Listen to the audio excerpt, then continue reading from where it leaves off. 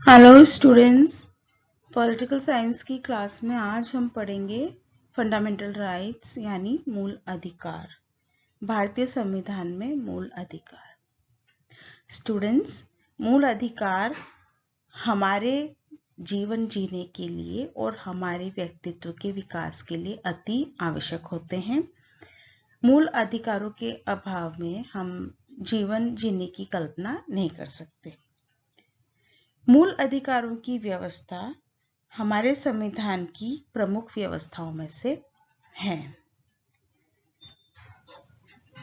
अधिकारों की हम बात करते हैं तो फ्रांस की क्रांति के साथ स्वतंत्रता, समानता और भ्रातृत्व, लिबर्टी, इक्वालिटी एंड फ्रेटर्निटी, इन 3 मूल मंत्रों ने अधिकारों का मार्ग प्रशस्त किया। अमेरिकी संविधान द्वारा 1791 में 1791 में मूल अधिकारों की बात कही गई और अपने नागरिकों को प्रदान किए गए। संयुक्त राष्ट्र संघ द्वारा भी 10 दिसंबर 1948 को मानवीय अधिकारों की सार्वभौमिक घोषणा के द्वारा अधिकारों को पूरे विश्व की समस्त जनता के लिए स्वीकार किया गया।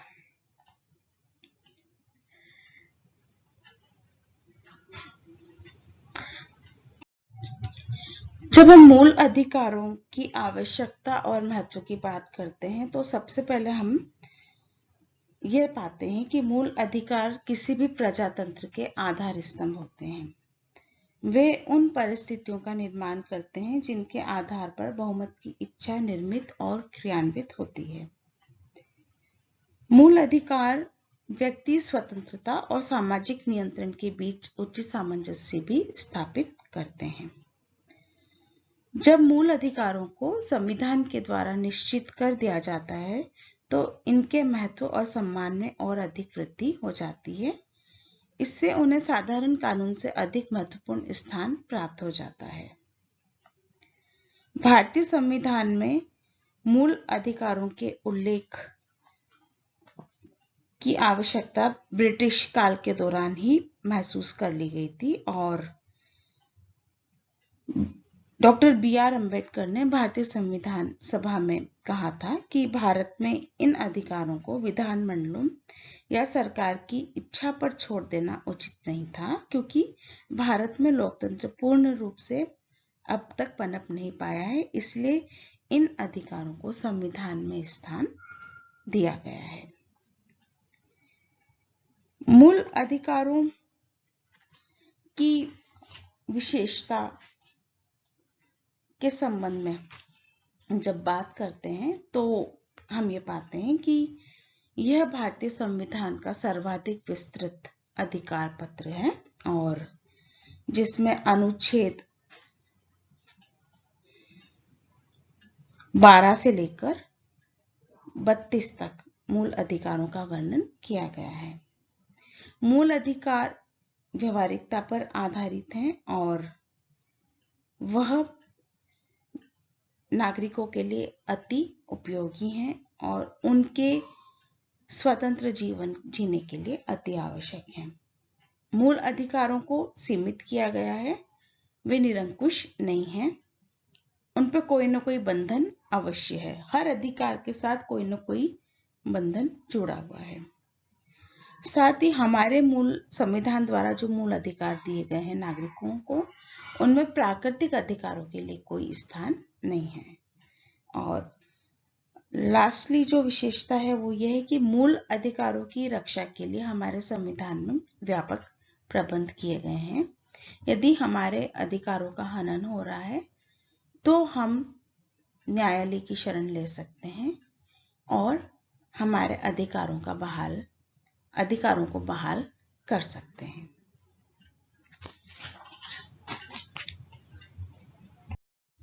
अब हम देखेंगे भारतीय संविधान द्वारा प्रदत्त मूल अधिकार। इसमें सबसे पहले हम देखेंगे समानता का अधिकार, जो कि अनुच्छेद 14 से 18 तक वर्णित है।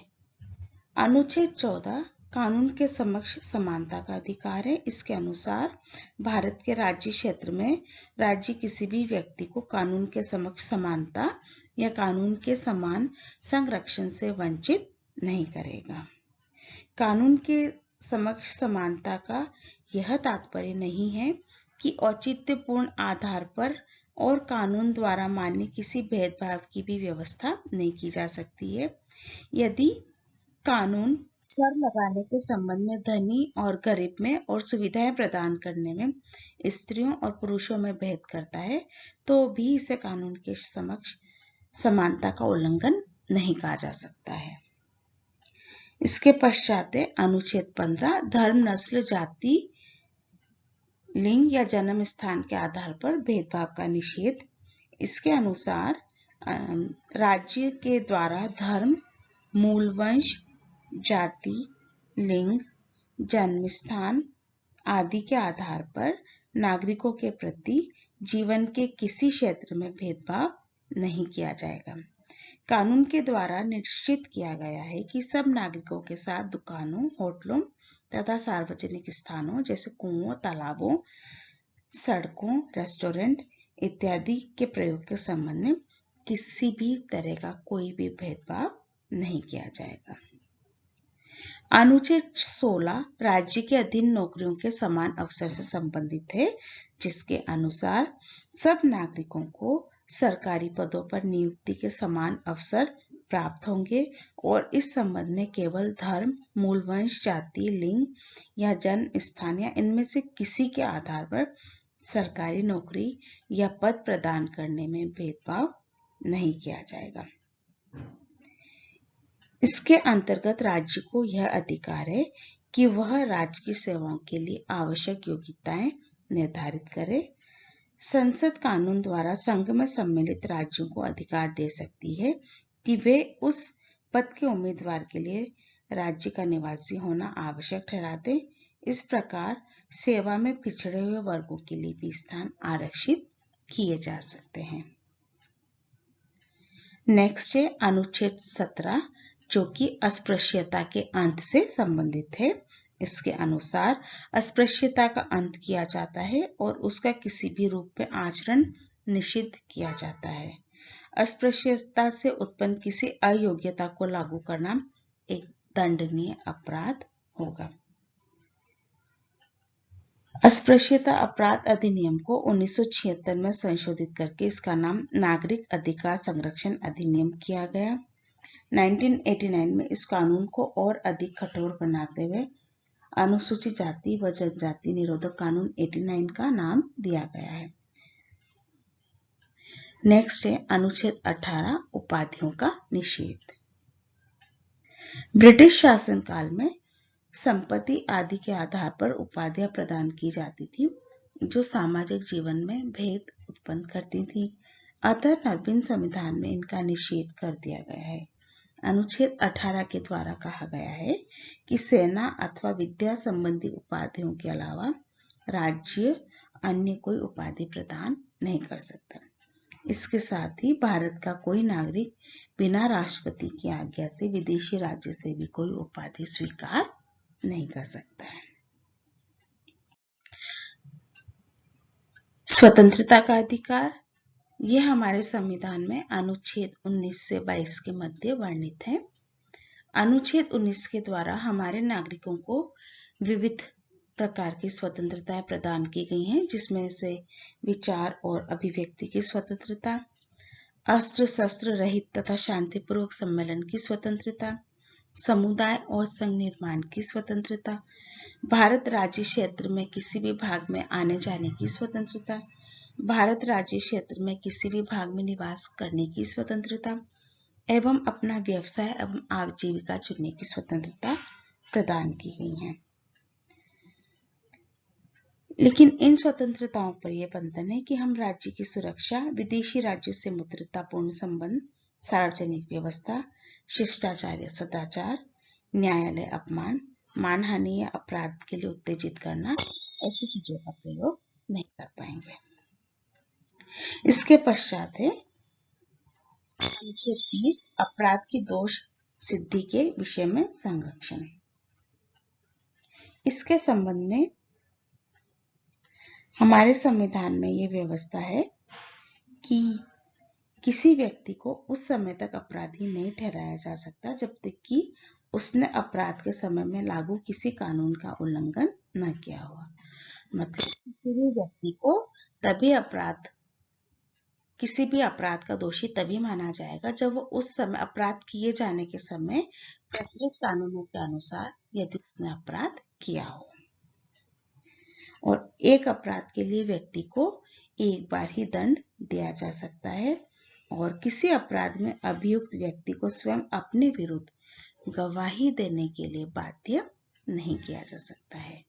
अनुच्छेद 21 के अनुसार व्यक्तिगत स्वतंत्रता तथा जीवन की सुरक्षा हर व्यक्ति को प्रदान की गई है और किसी भी व्यक्ति को उसके जीवन तथा दैहिक स्वाधीनता से विधि द्वारा स्थापित प्रक्रिया को छोड़कर अन्य किसी प्रकार से वंचित नहीं किया जा सकता है। और सबसे बड़ी बात इस अनुच्छेद की यह है कि जब हमारे देश में आपातकाल लागू होता है, आंतरिक आपातकाल, तब सारे अधिकारों को निलंबित किया जा सकता है, लेकिन अनुच्छेद 21 में वर्णित अधिकार को निलंबित नहीं किया जा सकता है। अनुच्छेद 22 के अनुसार बंदीकरण की अवस्था में संरक्षण प्रदान किया गया है। इसके अनुसार बंदी बनाए जाने वाले व्यक्ति को कुछ अधिकार प्रदान किए गए हैं, जिसके अनुसार उसके अपराध के बारे में अथवा बंदी बनाने के कारणों को बताए बिना किसी भी व्यक्ति को अधिक समय तक बंदी गृह में नहीं रखा जाएगा और उसे 24 घंटे के अंदर बंदी बनाए जाने के 24 घंटे के अंदर निकटतम न्यायालय में प्रस्तुत किया जाएगा। अनुच्छेद 23 और 24 शोषण के विरुद्ध अधिकार हैं। अनुच्छेद 23 मनुष्यों के क्रय विक्रय एवं बेगार पर रोक लगाता है। इसके अनुसार बेगार द्वारा तथा अन्य किसी प्रकार का जबरदस्ती लिया हुआ श्रम निषिद्ध माना जाएगा और इसका उल्लंघन विधि के अनुसार दंडनीय अपराध होगा। अनुच्छेद 24 के द्वारा बाल श्रम का निषेध किया गया है एवं कहा गया है कि 14 वर्ष से कम आयु वाले किसी बच्चे को कारखानों, खानों या अन्य किसी जोखिम भरे काम पर नियुक्त नहीं किया जा सकता और यदि कोई ऐसा करेगा तो वह दंडनीय अपराध होगा।